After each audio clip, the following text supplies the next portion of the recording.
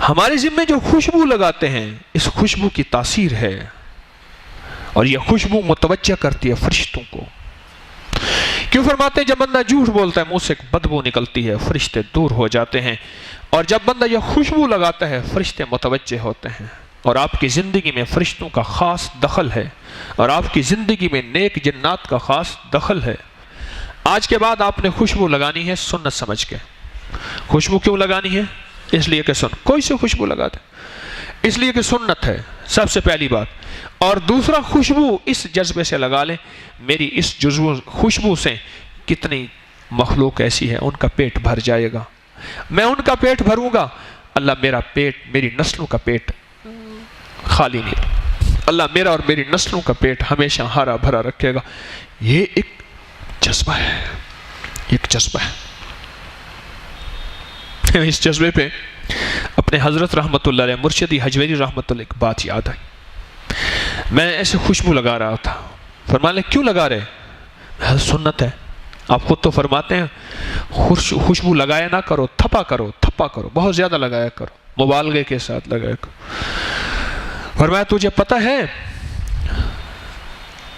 کہ میں اپنی آنکھوں سے دیکھتا ہوں جن لوگوں کے ساتھ خوشبو ہوتی ہے نیک جنات ان لوگوں کے ساتھ چلتے ہیں، اور نیک جنات اگر ان پہ کوئی حملہ ہوتا ہے جادو کی شکل میں، جنات کی شکل میں، نظر بد کی شکل میں، کسی آفت کی شکل میں، اور کسی کے حسد کی شکل میں، نظروں کا اثر ہوتا ہے، نظروں سے تیر نکلتے ہیں، خیال کرنا، نظروں کا اثر ہوتا ہے، نظروں سے تیر نکلتے ہیں۔ میری بات کو ذرا میری طرف دیکھ کے سنو، میری بات کو میری طرف دیکھیں۔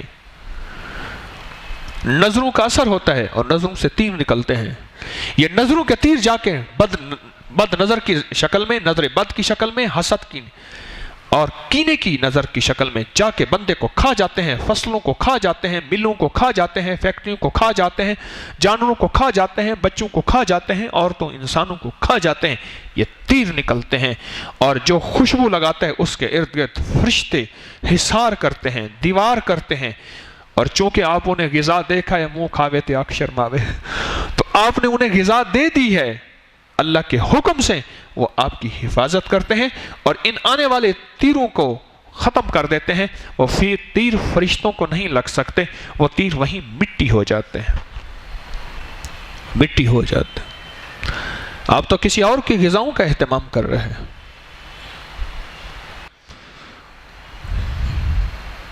فرشتوں کا ساتھی بن جاتی ہے، اور یاد رکھیے گا جس کے ساتھ فرشتے ہوتے ہیں عبادت کرنا آسان، تسبیح پڑھنا آسان، درود پاک پڑھنا آسان۔ جس کے ساتھ شیطان ہوگا اس کے لیے گناہوں کی زندگی، معصیت کی زندگی، نافرمانی کی زندگی، اللہ کی حضوری سے دوری کی زندگی، اور مدینے والے کی محبتوں سے دوری کی زندگی۔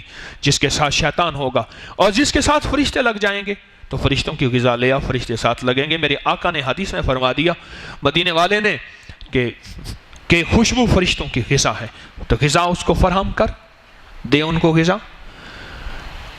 ابو ذر غفاری رضی اللہ تعالیٰ کا واقعہ سنایا کہ فرشتوں کی غذا دی کہ خوشبو جو ہے وہ اپنی جھونپڑی میں پانی میں گھول کے پھیلائی اور انسانوں کی غذا کا اہتمام کیا۔ اب میں چلتا ہوں اس بندے کی طرف جو خوشبو لگائے، میرے پاس آیا نا، اس نے خوشبو لگائی ایک دم۔ میں نے کہا یہ کون سی خوشبو لگائی ہے تو نے؟ میں نے کہا یہ تو بنو کے نسوار میں یہ خوشبو ہوتی ہے، تجھے کس نے کہا یہ خوشبو لگا؟ کہنے لگے جی آپ نے خود تو کہا ہے کہ خوشبو تھپا کر۔ میں نے کہا اس کو نہیں کہا تھا میں نے،